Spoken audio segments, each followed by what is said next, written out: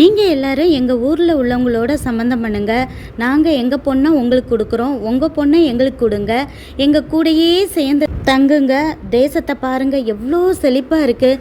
நீங்கள் அப்போ இங்கேயே பிஸ்னஸ் பண்ணால் நல்லா சம்பாதிக்கலாம்ல, அப்படி இப்படின்னு சொல்லி ஏமோர் நல்லா ஐஸ் வச்சு பேசுகிறாரு. அதை விட அவங்க மகன் சிஎம் சொல்கிறாரு, உங்கள் கண்களில் எனக்கு தயவு கிடைச்சா போதும், நீங்கள் என்ன கேட்டாலும் நான் உங்களுக்கு தரேன், உங்கள் பொண்ணுக்கு என்ன சீர் வேணுமோ என்கிட்ட தயங்காமல் கேளுங்க, ஆனால் உங்கள் பொண்ணை மட்டும் எனக்கு கொடுங்க, தரமாட்டேன்னு சொல்லாதீங்க. நம்ம ஊரில் கூட சொல்லுவோம் இல்லையா, கட்டின சேலையோடு வந்தால் போதும்னு, அந்த அளவுக்கு ஐஸ் வச்சு பேசுகிறாரு.